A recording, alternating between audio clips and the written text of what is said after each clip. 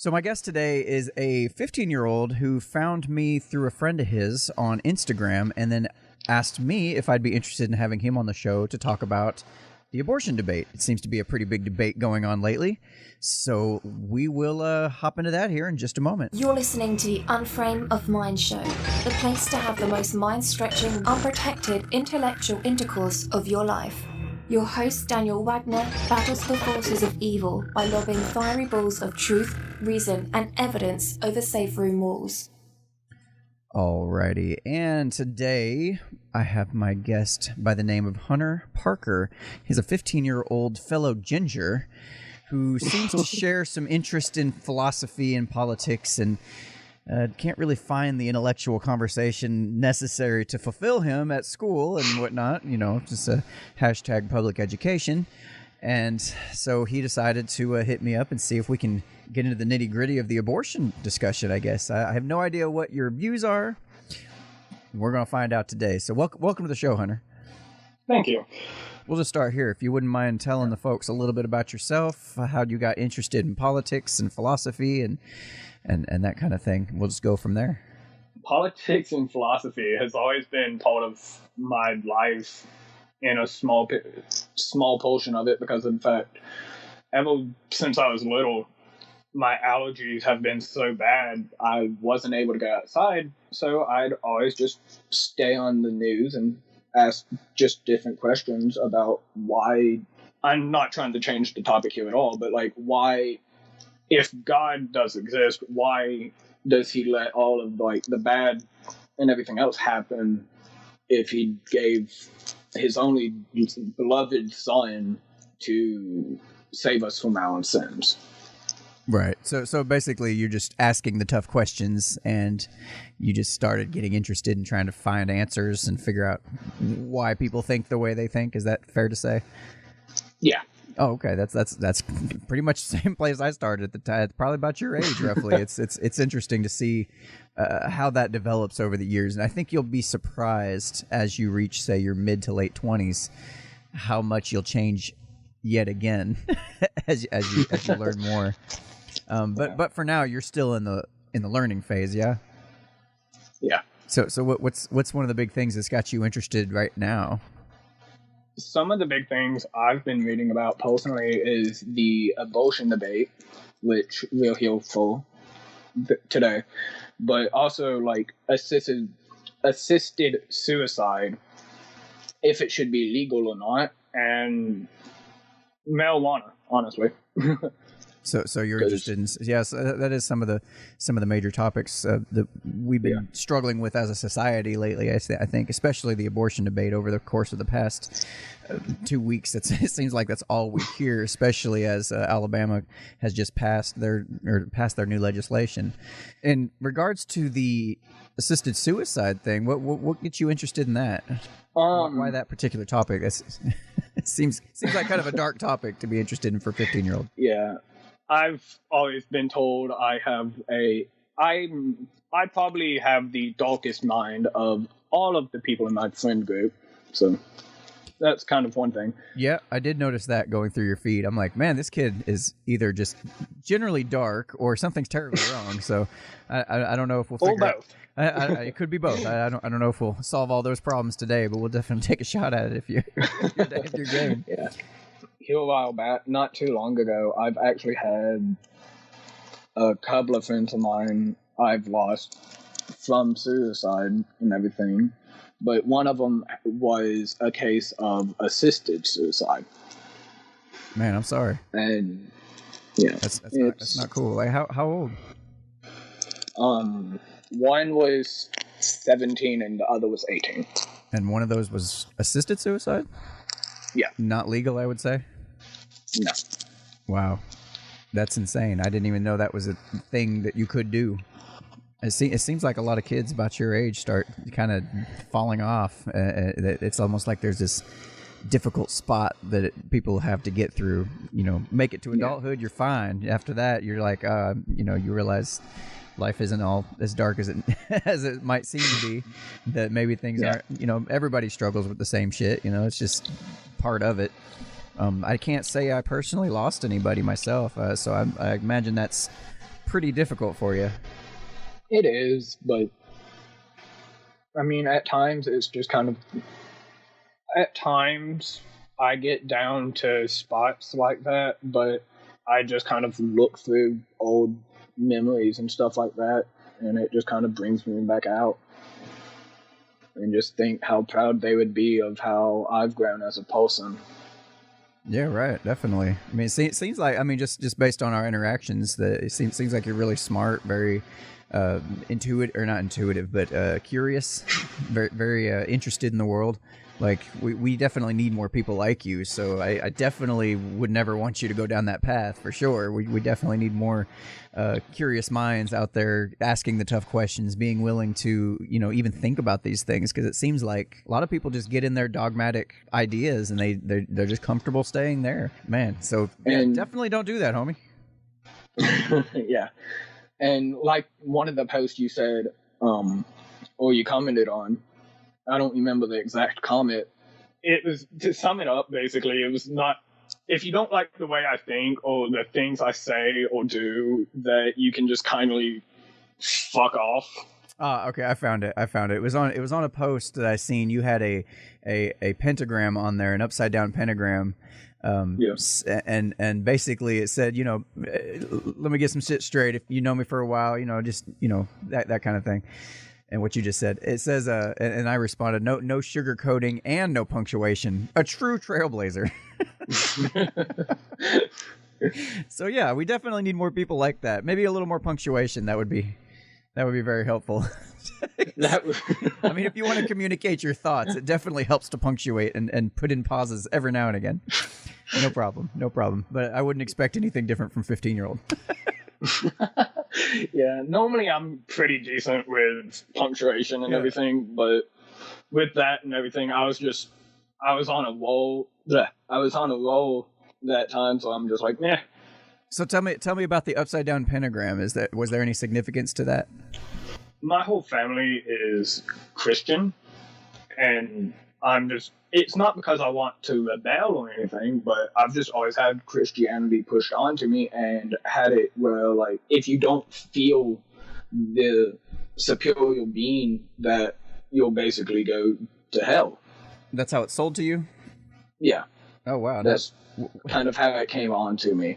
Ever since I was little, I've always had it pushed onto me, so I'm actually a Satanist. Oh, wow, okay. I've never met an actual Satanist. I'm not even sure what that means. I know I was an atheist back in high school, probably from about 7th grade on, and I started asking the tough questions, and people just automatically assumed I must worship the devil. Like, no, I don't worship the devil. That kind of goes along with that theology. I don't do that either. That would be retarded, for lack of a better word. So let me ask you about this abortion debate. What's on your mind? What did you want to talk about in regards to the abortion debate? Really, it's just the fact of, like, I understand, well, the women and everything are coming off, well, like, it's their body and everything, and that they should be able to choose or not, and how men shouldn't be making the choice. But at the same time, in my opinion, I understand where both sides are coming from, but at the same time, the mother's right of over a 6 month, or not even 6 months, like a 6-week-old fetus and everything else that hasn't even, like, developed anything besides, like, maybe a small heartbeat, that you'll be able to be fined and everything. But at the same time, why put someone through so much pain and everything if the child might not even live past, like, an hour of being born? Right. So kind of you're at that stage right now, it sounds like, where you're kind of not really sure which direction to go with this particular topic. Is that fair? Okay. I don't know how much of my content you've seen on this, because Anthony and I have been talking about this quite a bit over the last few shows. I know I've been putting out a lot of posts about it, not so much on Instagram. I'm way more active on Twitter, and I've been putting out a lot of interesting thoughts that I don't think a lot of people are even talking about. And let me see if this one. Let me try this on you, because this is an article I'm getting ready to write, and I've alluded to it a little bit in the shows. I don't know if you've seen them or not. Yeah. But basically, the idea is, I don't know if you've noticed this, but when people talk about the abortion debate, it is a hugely, highly emotional event for people. Have you noticed that? Like, regardless of which side you're on, it's like people immediately go to 10 on this and start yelling at each other and calling each other names and calling each other idiots and getting all extra emotional about it. Yeah. And what I've noticed is there is this second conversation having that isn't being talked about.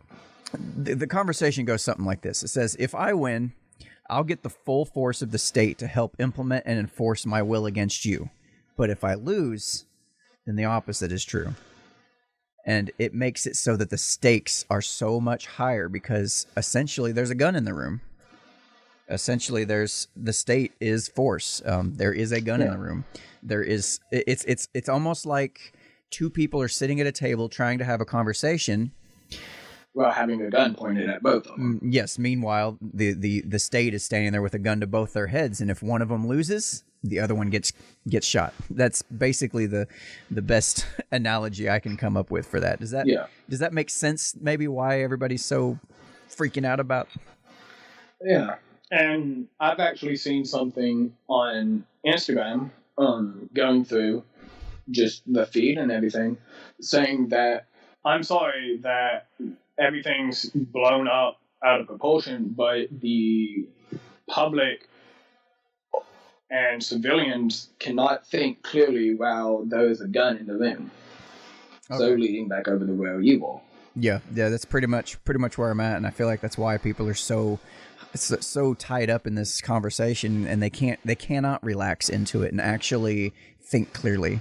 I mean, Imagine if you and I were sitting here talking, and meanwhile there's a gun to each of our heads, and we're viciously battling back and forth because we know one of us is not going to make it out of this. Yeah. Like, imagine how clearly you'd be able to think if that was the case. Imagine how logical you would be. Like, no, logic is done. Like, we're done with logic. We're going straight in for taking any swing at the other guy as we possibly can. We're going as much as for survival as we can. Right, by any means necessary. And it's like it's a survival strategy at this point. It's like, man, if we can get the state out of making these decisions for people, like, how much of these problems are solved? Like, think about that. Yeah. I mean, you wouldn't have all these arguments. You wouldn't have, I hate to say it, but really dumb shit like it's the woman's body, her choice. Men shouldn't be saying anything about how women can control their bodies. I've actually had someone at school, because nonetheless, it's affecting schools too. And I've actually had, I'm not sure if you've seen it on the news or not, but at my high school, there was a sign in the women's bathroom of my high school that says, whites only. All other races use other bathroom. Is some kind of phrase. Like a student put that up? Yes. Okay. Yeah, welcome to my high school. And if I don't want to give away too much of your location, so don't say the specifics, but you do live somewhere in Georgia.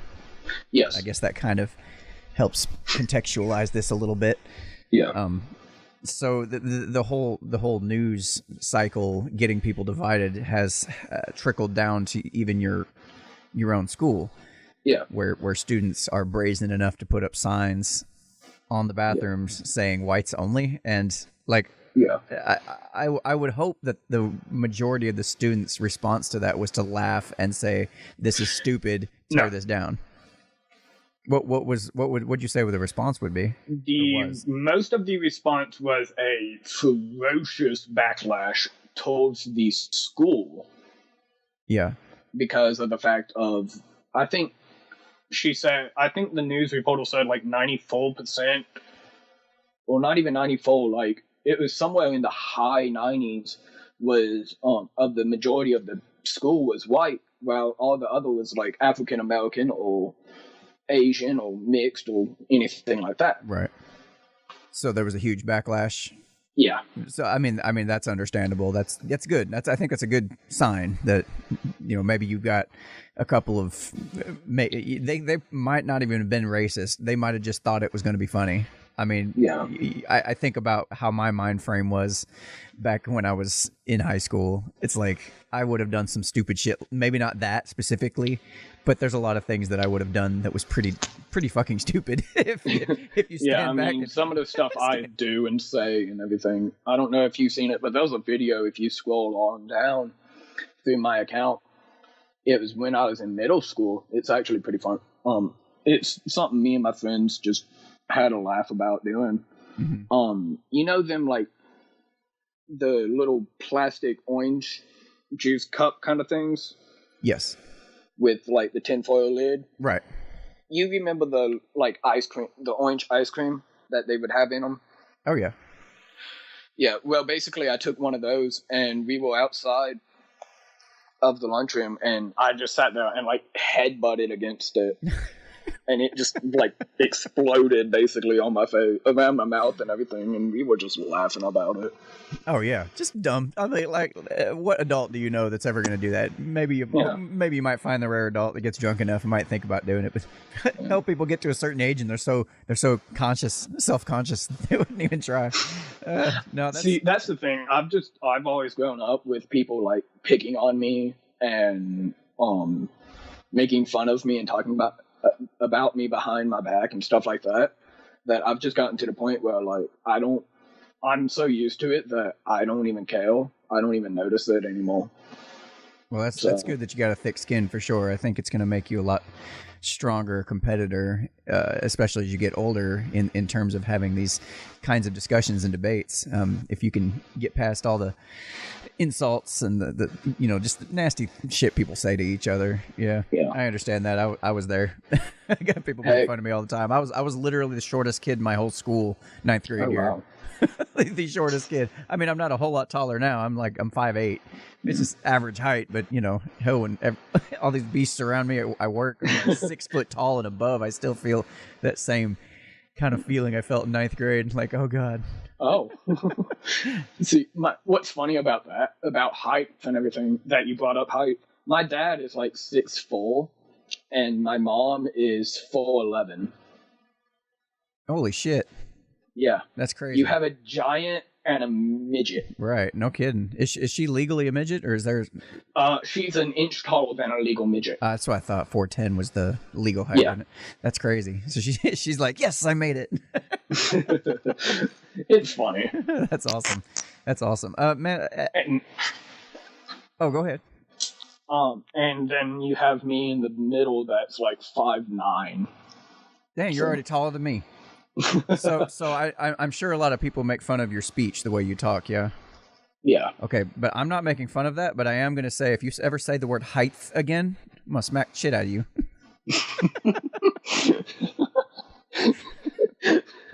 I've actually never had that brought up to me before. Yeah, I just, I was listening to a podcast, and somebody mentioned this to me, that about how many people say the word height. And the word is height, and height. Yeah. There's no th. It ends in a t. And I never noticed it until they said that, and now I notice so many people say it. It's insane. I'm like, oh my God! Now it's like one of those little earworms that just drives me nuts. Oh yeah. Gets my inner grammar Nazi going crazy. It's insane. Yeah. It's insane. So basically, back to the abortion debate.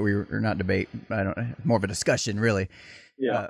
Where you're kind of in the middle, and what are some of your hang-ups? What's keeping you from going to one side or the other? Like you said, you understand both sides, and I think most people do. But what is it that's keeping you from, do you think, committing to one side over the other?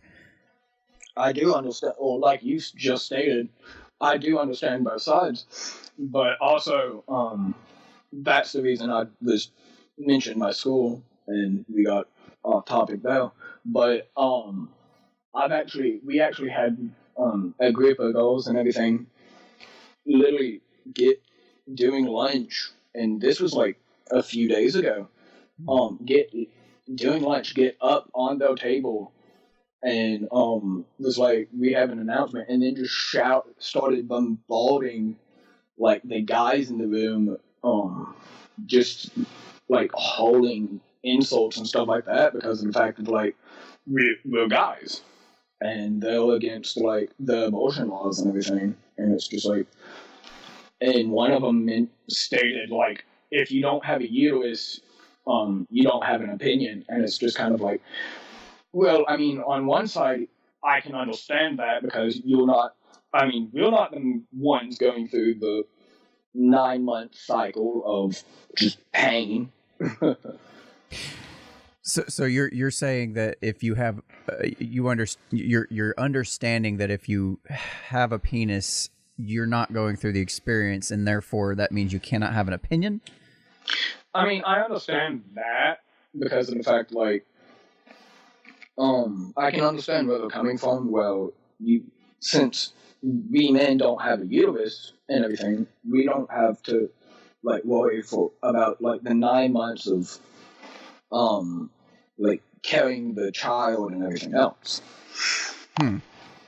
So when other laws are passed and that require men to pay money through taxation, is it my penis, my choice? Is that how that works? I'm trying to come up with some kind of a universal principle here. Is what I'm looking for. I understand where you're coming from. I mean, because if we looked at all laws that way, then really the only people that could make laws about, say, black people could be only black people. And then how do you determine that? You know, it's actually more challenging than you might think to determine what a black person is. If there's laws only applying to men, like the only men experience, would we then be able to, like, would anybody take us seriously if we said, well, I have a penis, so I'm the only one allowed to have an opinion on this subject? Like, that would be insane. But for some reason, we all are able to carve out this mental space that says women have this special thing that only they can have an opinion on because vagina. You know what I'm saying? Like, that's not how logic works. That's not how critical thinking works. That's actually the exact opposite of logical thinking. Then you end up with situations like a bunch of high school girls standing on a table hurling insults at a bunch of unsuspecting guys that most of them probably never even had sex. Where's the logic there? That's what I'm talking about. It's all emotional. There is none. It's all emotional. 100% all emotional. And going back to, like you said, and everything, the news and everything, everything is, like you said before, everything is the emotional, because it's, like you said, there's a gun in the ring. It's more survival for the fittest. Yeah, now I don't think that those girls that you were talking about inherently understand what the state is. Yeah. It's not like when you're in public schools that's run by the state that they're going to be really keen on teaching kids about what the state really is. I mean, it would be a conflict of interest, yes? But I think on some level, these girls do understand the gravity of the situation, that laws are getting passed telling us that, hey, we can and can't do this with our bodies. Yeah. And it's like, and if I disagree with that, you know, I think there's a certain sense of what the stakes are without actually being able to communicate or actually form those ideas into logical thoughts. It's really hard to do when you're highly emotional. I don't know. That's just kind of where I'm at on it. So, but also on the other side of the table, you have the state, like you were saying, putting out the abortion laws and everything else, saying that if it has a heartbeat and everything else, then you're not allowed to be able to abort it. Yeah. Yeah. Unless it's rape or incest. But at the same time, there's some mentally ill that can't say that it was rape, or like there's some siblings or family that actually have like ancestral relationships, not forcefully, but like actually consensually, and want to have children and everything. And yeah, a lot of people bring up the edge cases in these heated debates. That's what those are. Those are edge cases. Those don't represent the majority of the cases of the abortion and what the abortion laws are meant to cover. I don't think that incest babies are anywhere near the majority of this issue. And I wasn't trying to focus on that as a main point or anything. It was just something that kind of came to mind about it. No, absolutely. I'm just trying to make sure we address it while we're here. And it's like well, I imagine if we can solve 98.5% of the issues, like I think what it was the numbers are somewhere like 1.5% of the abortion cases are due to rape.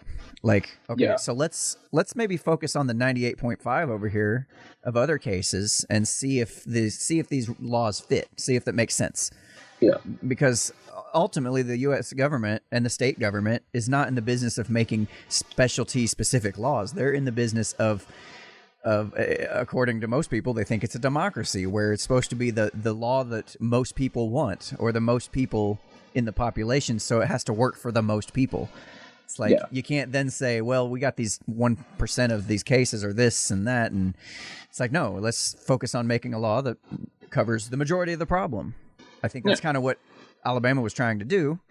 I don't know how you feel about when the baby's actually considered viable, or when the baby's considered alive, or that's still a hotly debated subject in and of itself. But as far as just trying to solve the issue, I mean, do you feel like a heartbeat bill would solve those problems, do you suppose? A heartbeat bill, because at the same time, though I can understand that the heartbeat bill, because it's considered, I'm personally not really a fan of how to tell if the child, like if the fetus is a child or is still a fetus, like you stated before. But also the fact of, you would have to, like, that's because of the fact of some of the fetuses, stillborns and everything. Mm-hmm. Yes, they'll actually could still be a heartbeat, but it could be the mother's heartbeat.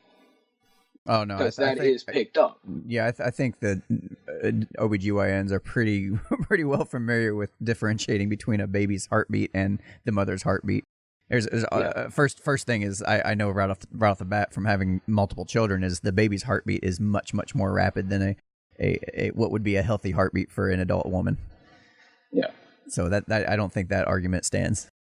Personally, yeah. I could be wrong, but that's just kind of based on the knowledge and my own experience of having. I got 4 kids, man. Been through this a couple times. Yeah. Been to the OBGYN, been to go get the ultrasounds and all that stuff, and you see the little shape of the baby in there, and it's a interesting. I think it would be a more interesting, and people would be more curious about the topic if it wasn't so high stakes. Because I do find it kind of interesting. Is like, okay, when, like, how does the process actually work? Like, when is it actually, and when is it an actual child, and how do you differentiate of a fetus and a child?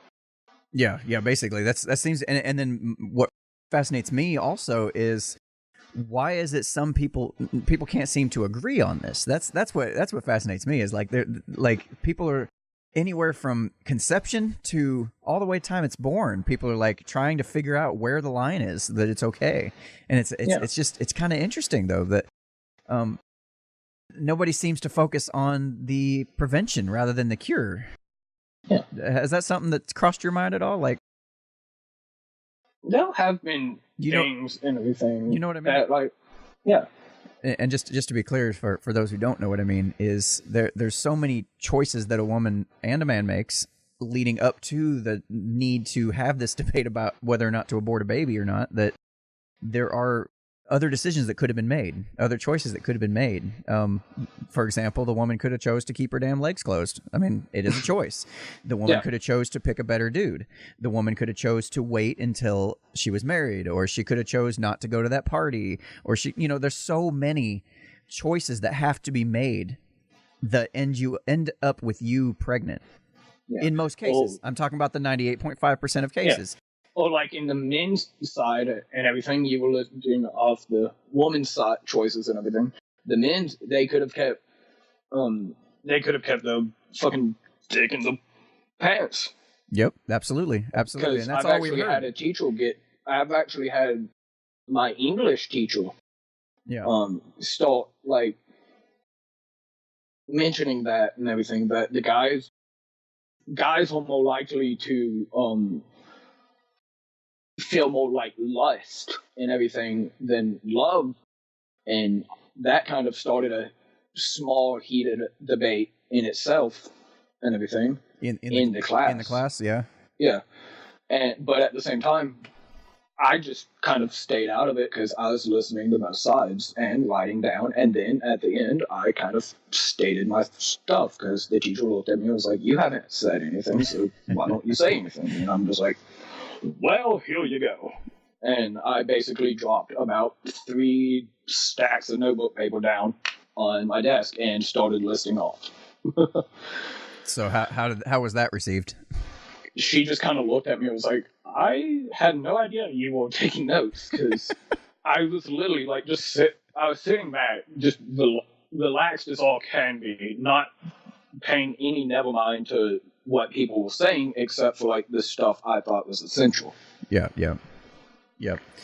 I love getting in those debates, man. It's so much fun. But did it feel like you guys were having a healthy discussion, or did it feel like more of a battle, a fight, where people were going to get hurt if there wasn't a teacher there to like what? I'm looking for a sense of what the atmosphere was like. I mean, there was a lot of tension. I mean, there were points and everything that it felt like if the teacher would have left the room and everything, somebody could have gotten hope. But at the same time, there were like points of it was just more of like a healthy debate and everything. Yeah. Now it's kind of fascinating being able to talk to somebody who's currently going through high school and the whole experience, because it has changed quite a bit from when I was in school, man. But a lot of it was like all the debates that were had were very civilized.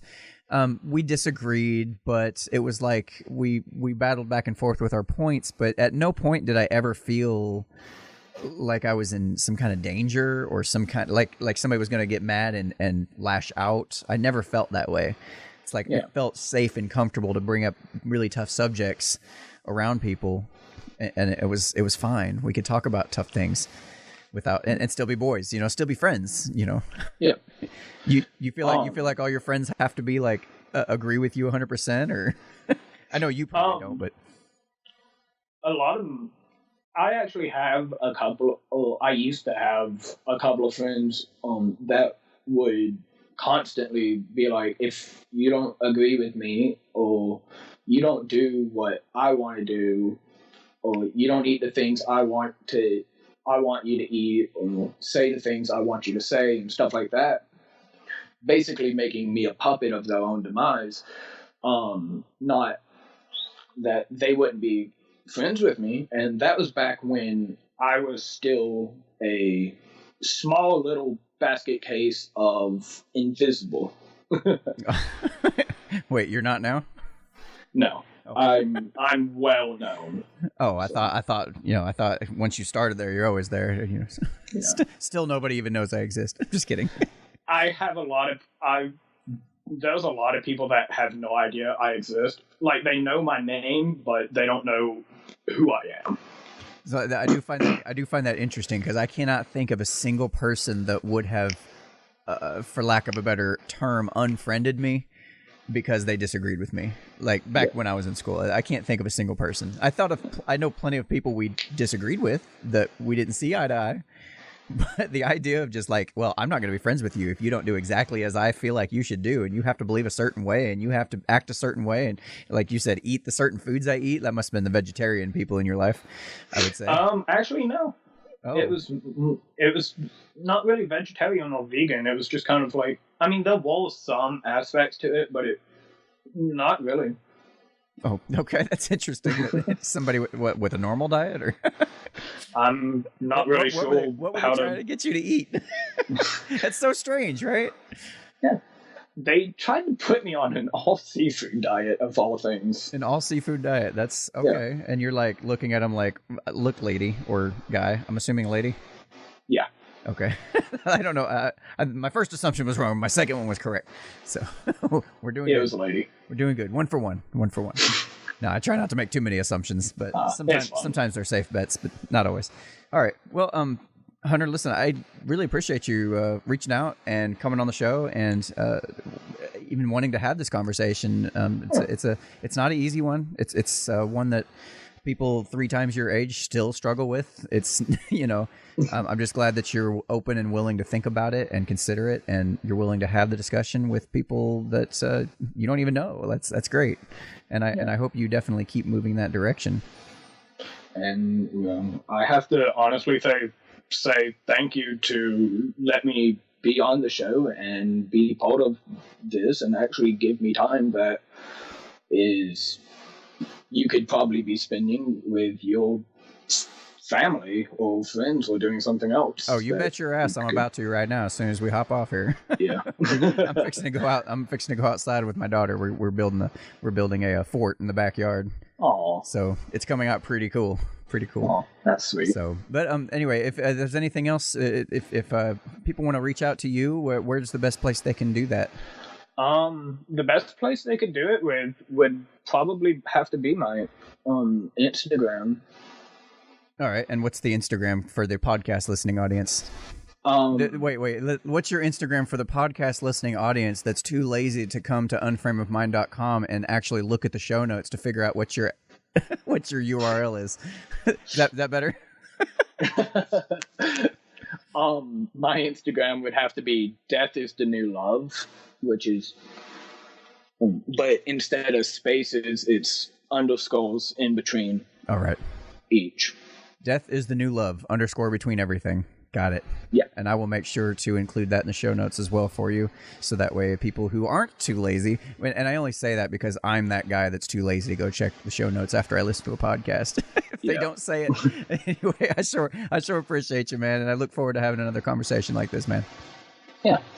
All right. I appreciate you giving me time. All right. You have a good day. Yes, sir.